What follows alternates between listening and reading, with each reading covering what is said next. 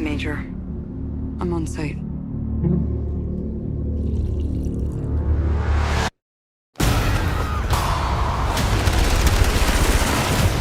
I'm going in.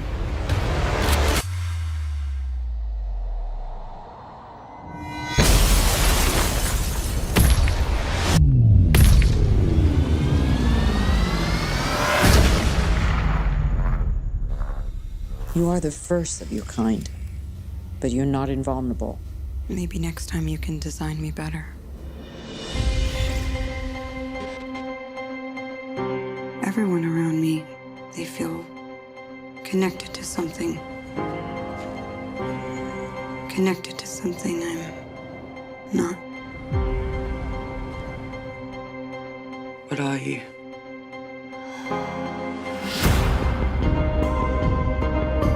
You were dying. We saved you. And now you save others. Words like violence break the silence. I never wanted, all ever needed is here. I don't know who to trust. You trust me, right? I know I have a past. I'll find out who I was.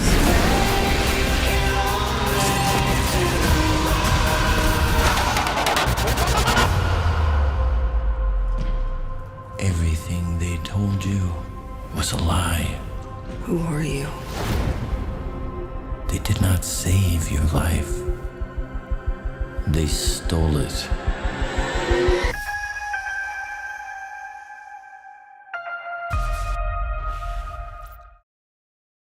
Hey YouTubers, it's Charlie. So Ghost in the Shell drop, let's break it down. Also, let me know the first time you ever saw Ghost in the Shell. So most of you probably know at least a little bit about the Ghost in the Shell franchise. There are a couple different films. They're basically remakes of the original 1995 film, but that film itself is an adaptation of manga. So if you're a big fan of manga, you're a big fan of anime, I would recommend you just rewatch the first film. This live action film is basically that story. So just as a general recommendation, if you're looking for an order to rewatch the original anime before this movie comes out, you can either watch the animated TV series or the movies. So the movie order you should watch is the Ghost in the Shell 1995 film, then Ghost in the Shell 2, then the Laughing Man movie, then Individual 11, then Standalone Complex, Solid State Society, and then the Ghost in the Shell new movie. But I would recommend that you just keep it simple. They're all pretty fantastic, but the best is that original 1995 film. That was the one that blew my mind when I saw it for the first time.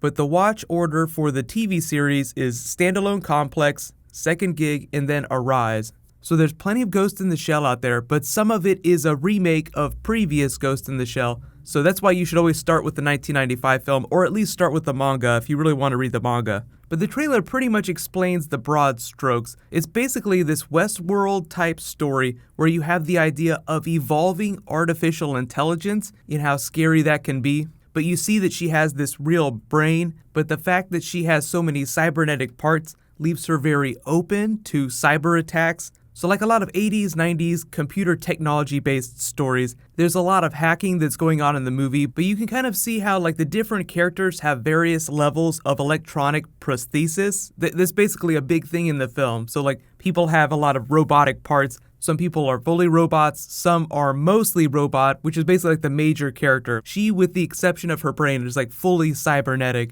But the cool thing here, you may have recognized this, is that this is Euron Greyjoy here from Game of Thrones playing Batu. So I thought that was kind of fun, just spotting him. But like a lot of these iconic trailer scene moments are moments from the original film, like the big action set pieces where she like basically takes her clothes off and jumps off the building. You can see that they've kind of made this for a broader audience. It's a little more hardcore. She's actually fully nude in the animated movie whenever she jumps off the building. But then you have the service droid in the harem that goes haywire. That's right out of the 1995 film. The trailer jumps pretty quickly into the idea that she's like slowly starting to experience something happening with her brain. That's basically the hacking element of the movie. because she's mostly cybernetic, so any digital circuit can be hacked. So thus she's open to the puppet master, who is this figure here, but basically like the person that's speaking to her about them stealing her body. So without giving away spoilers about who he is and how he evolves, just remember, like Westworld, it's a story about the evolution of artificial intelligence. Like you're basically like at the precipice here, and during the movie they address that. And if you're wondering what the song is that's playing under this,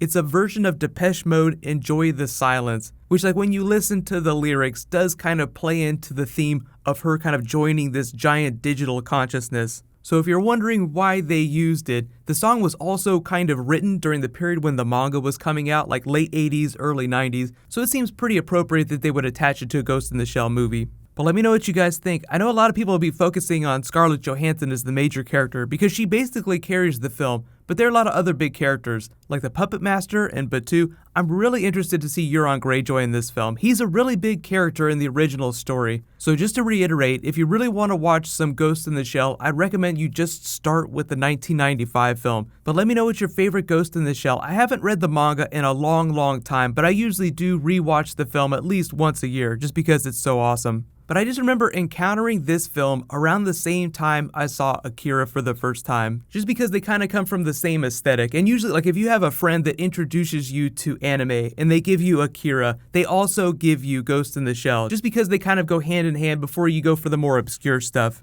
But just a reminder, the movie is coming out March 31st, so it's not going to be out for a little while, so there'll probably be a couple more trailers. So it'll be cool to see how close they stuck to that original story. But what's going to happen later tonight is I'll post my Walking Dead episode 4 video after it airs, so be sure to subscribe to get that. There'll be new Marvel. I was originally going to do Deadpool today, but then this dropped. So Walking Dead next, some Deadpool on Monday. Got a bunch of Marvel DC stuff happening in the next couple of weeks, just because there's so much TV and movie stuff happening.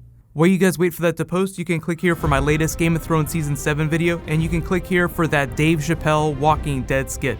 Thank you so much for watching, everybody. Let's high five. I'll see you guys tonight.